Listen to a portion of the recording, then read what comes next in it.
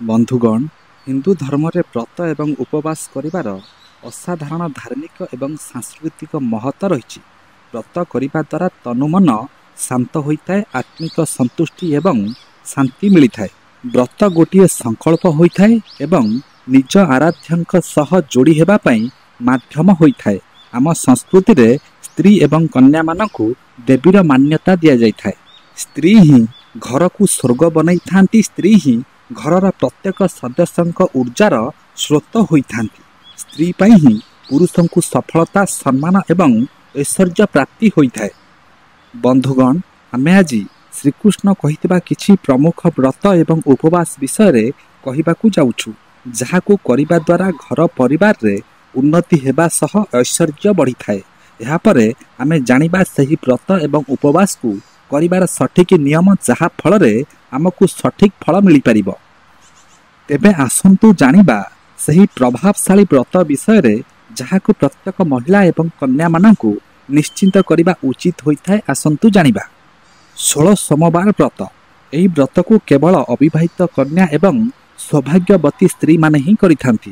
ଅବିବାହିତ କନ୍ୟା ମହାଦେବଙ୍କ ପରି ବର ପାଇବା ପାଇଁ ଏହାକୁ କରିଥାନ୍ତି ଏବଂ ସୌଭାଗ୍ୟବତୀ ସ୍ତ୍ରୀ ଏହାକୁ ନିଜର ସୌଭାଗ୍ୟକୁ ବୃଦ୍ଧି କରିବା ପାଇଁ ଏହାକୁ କରିଥାନ୍ତି। 16 ସୋମବାର ବ୍ରତ ଶ୍ରାବଣ ମାସରୁ ଆରମ୍ଭ କରିବା ଶୁଭ ହୋଇଥାଏ। ପୁରାଣ ଅନୁଯାୟୀ ପ୍ରଥମେ ଏହି ବ୍ରତ ମାତା ପାର୍ବତୀ ମହାଦେବଙ୍କୁ ପାଇବା ପାଇଁ କରିଥିଲେ। ହରତାଲିକା ବ୍ରତ ଭାଦ୍ରବ ମାସର ଶୁକ୍ଳପକ୍ଷ ତୃତୀୟ ତିଥିରେ ଏହି ବ୍ରତ କରାଯାଇଥାଏ। ଏହି ଦିନ ଶିବ ପାର୍ବତୀଙ୍କ ଉପାସନା କରାଯାଇଥାଏ। ହରତାଲିକା ତୀଜ ଅବିବାହିତ କନ୍ୟା ମହାଦେବଙ୍କ ପରି ବର ପାଇବା ପାଇଁ ଏହାକୁ କରିଥାନ୍ତି ଏବଂ ସୌଭାଗ୍ୟବତୀ ସ୍ତ୍ରୀ ଏହାକୁ ନିଜର ସୌଭାଗ୍ୟକୁ ବୃଦ୍ଧି କରିବା ପାଇଁ ଏହାକୁ କରିଥାନ୍ତି।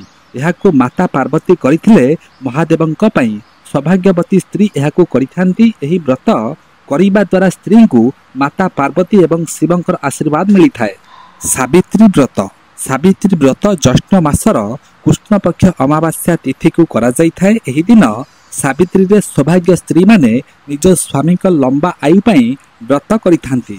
ପୁରାଣ କାଳରୁ ଏହି ପ୍ରଥା ରହିଛି। ସାବିତ୍ରୀ ନିଜ ସ୍ୱାମୀଙ୍କୁ ଯମରାଜଙ୍କ ଠାରୁ କିଛି ବି ଛଡ଼େଇ ଆଣିଥିଲେ। ଏହି ଘଟଣାର ସାକ୍ଷୀ ଗୋଟିଏ ବରଗଛ ଥିଲା। ସତ୍ୟବାନଙ୍କୁ ବଞ୍ଚେଇବାର ଘଟଣାର ସାକ୍ଷୀ ରହିଥିଲା।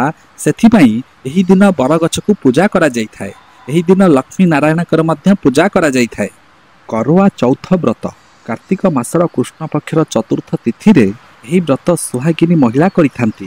ଏହି ଦିନ ସ୍ୱାମୀଙ୍କ ଲମ୍ବା ଆୟୁ ଏବଂ ପାରିବାରିକ ଖୁସି ପାଇଁ ନିର୍ଜଳା ବ୍ରତ କରାଯାଇଥାଏ।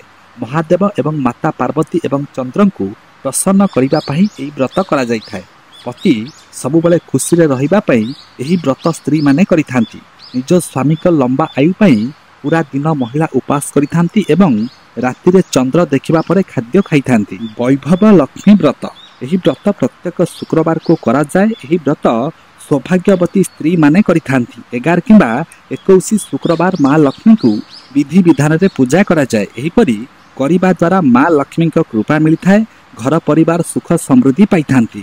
ଆର୍ଥିକ ଅସୁବିଧାରେ ଥିବା ବ୍ୟକ୍ତି ଏହି ବ୍ରତ କରିବା ଦ୍ୱାରା ଶୁଭ ଫଳ ମିଳିଥାଏ ଏବଂ କରଜରେ ବୁଡ଼ି ରହିଥିବା ବ୍ୟକ୍ତି ବୈଭବ ଲକ୍ଷ୍ମୀ ବ୍ରତ କରିବା ଦ୍ୱାରା ସବୁ କରଜ ଶୀଘ୍ର ମୁକ୍ତି ହୋଇଯାଇଥାଏ।